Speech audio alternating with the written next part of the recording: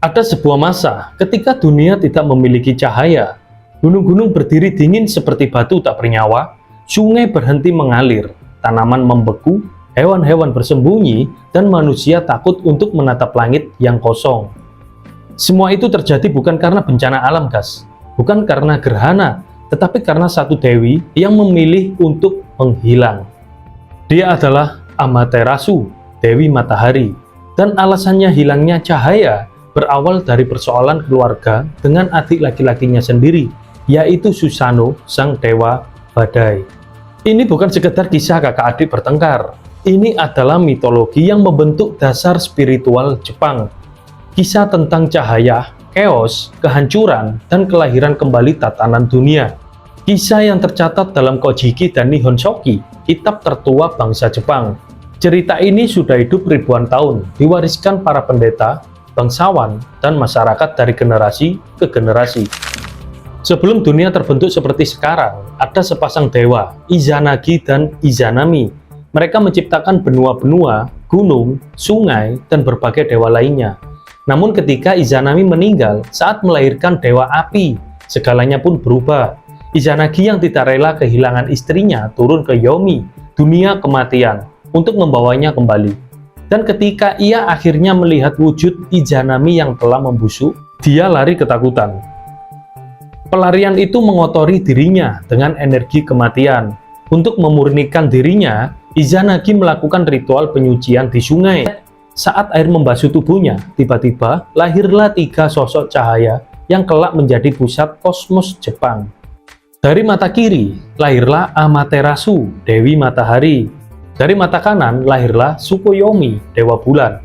Dari hidungnya lahirlah Susanoo, Dewa Badai. 3 saudara ini disebut dengan Mihashira no Uzonomiko atau 3 pilar agung. Izanagi membagi tugas pada 3 anaknya. Amaterasu menguasai langit, membawa cahaya yang diperlukan untuk kehidupan. Tsukuyomi mengatur malam dan ketenangan. Dan Susanoo diberi lautan, badai, dan kekuatan perubahan. Amaterasu menjalankan tugasnya dengan sangat anggun dan baik. Tsukuyomi menjalankan tugasnya dengan tenang. Tapi Susanoo berbeda.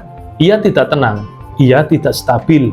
Hatinya selalu kacau, seolah badai tidak hanya ada di sekelilingnya, tapi juga hidup dalam dirinya. Ia merindukan ibunya, Izanami, yang kini berada di Yomi. Ia menangis tanpa henti, dan tangisannya itu mengguncang dunia, guys. Laut menjadi bergelora, awan membentuk puting beliung, gunung seakan bergetar dan mau meletus. Para dewa pun panik, akhirnya Izanagi mengusir Susanoo dari langit. Namun sebelum pergi, Susanoo ingin mengucapkan perpisahan kepada kakaknya, Amaterasu. Dan dari sini, kisah berubah menjadi bencana kosmik. Amaterasu melihat Susanoo datang dengan aura gelap, langkah yang berat, dan tatapan yang penuh emosi. Di mata Amaterasu, itu terlihat seperti ancaman, guys. Dia mengira Susanoo akan merebut kekuasaannya di Takamagahara untuk membuktikan bahwa ia tidak punya niat buruk. Susanoo mengusulkan uji kemurniannya, sebuah ritual yang menentukan apakah hati seseorang itu murni atau tercemar. Dalam ritual ini, Amaterasu dan Susanoo saling mematahkan benda suci satu sama lain untuk melahirkan dewa baru. Amaterasu mematahkan pedang Susanoo, lahirlah 3 dewi. Susanoo mematahkan kalung suci Amaterasu, lahirlah 5 dewa. Secara spiritual, keduanya membuktikan ketulusan. Namun kemenangan membuat Susanoo tidak stabil. Kemenangannya berubah menjadi arogansi. Arogansi berubah menjadi keganasan. Ritual yang seharusnya menenangkan berubah menjadi pemicu kekacauan. Susanoo merasa dunia tidak adil. Ia merasa tidak pernah benar-benar diterima, dan amarah itu pun meledak. Ia menghancurkan sawah suci, merobek-robek ladang padi di Takamagahara. Ia merobohkan bangunan kecil para dewa. Dia juga merusak jalan-jalan yang dipenuhi bunga sakura suci. Dan puncaknya, ia melemparkan bangkai kuda ke ruangan tenun Amaterasu. Ruang itu adalah tempat para dewi menyiapkan pakaian ritual. Tempat yang suci, tempat hening, tempat cahaya, melemparkan kuda mati ke sana adalah penghinaan tertinggi bagi Dewi Matahari. Salah satu dewi pelayan tewas karena shock dan luka. Nah ini guys, Amaterasu nggak tahan dengan semuanya. Dia lari, sembunyi, dan meninggalkan dunia dalam kegelapan. Amaterasu memasuki gua suci Ame no Iwato. Dengan kekuatannya, ia menutup pintu dengan batu besar. Dan seketika itu, dunia pun padam. Tanaman berhenti tumbuh. Burung-burung pun diam tidak berkicau lagi. Manusia ketakutan. Makhluk jahat berkeliaran dalam bayang-bayang. Tanpa matahari, ritual keagamaan tidak berjalan. Para dewa kehilangan cahaya yang menjadi dasar eksistensi mereka. Takamagahara berubah menjadi negeri muram dan dingin. Kemudian para dewa berkumpul di tepi sungai Amano. Itu adalah pertemuan terbesar yang pernah terjadi. Semuanya dewa berkumpul, seperti dewa kebijaksanaan, dewa kekuatan, dewa angin, dewa sungai, dewa bumi, dan ratusan dewa lainnya. Mereka semua mencoba berbagai cara, seperti persembahan, ritual, mantra, musik, doa panjang. Tapi tidak ada yang bisa membuat Amaterasu untuk keluar dari persembunyiannya. Dan para dewa pun tahu, hanya satu hal yang bisa membuat Amaterasu untuk keluar. Ame no Uzume, Dewi Tawa, dan hiburan, melangkah ke depan. Rencananya sederhana, tapi sangat berani. Ia akan membuat Amaterasu menjadi penasaran, guys.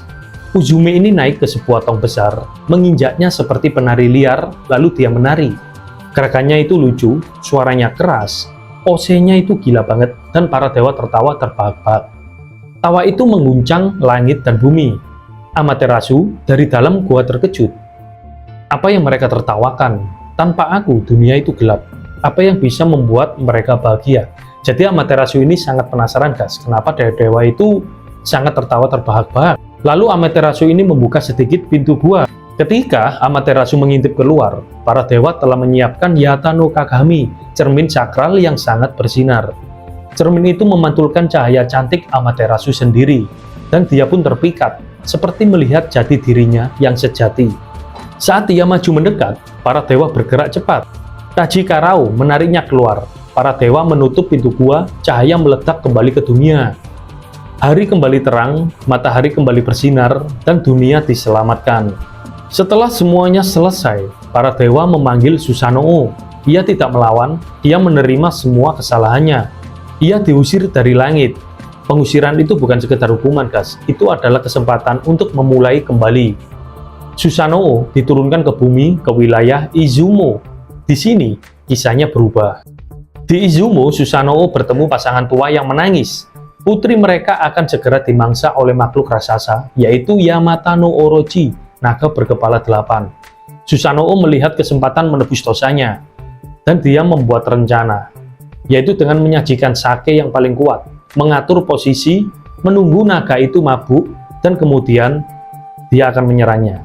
Dalam pertarungan hebat itu, Susanoo menunjukkan kekuatan yang tidak hanya liar, tapi terarah. Ia menebas kepala naga satu persatu, dan dari tubuh naga itu, ia menemukan sebilah pedang suci, yaitu pedang Kusanagi no Tsurugi. Pedang ini adalah salah satu pusaka kekaisaran Jepang, guys.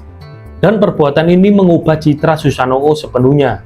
Ia bukan lagi dewa badai yang merepotkan. Justru sebaliknya, dia menjadi pahlawan. Kisah Amaterasu dan Susanoo mengajarkan bahwa cahaya dan kekacauan selalu ada dalam kehidupan, guys. Keduanya itu saling bertentangan, tapi juga saling melengkapi. Tanpa badai tidak ada perubahan, tanpa cahaya tidak ada kehidupan. Dan mitologi ini bukan sekedar cerita, ia adalah fondasi spiritual Jepang. Dari keluarga, harmoni, keseimbangan, hingga lahirnya garis keturunan kaisar yang mengaku sebagai keturunan Amaterasu. Nah, itu tadi pembahasan tentang Amaterasu dan Susanoo. Jangan lupa subscribe, like, dan komen. Dan sampai jumpa di video selanjutnya.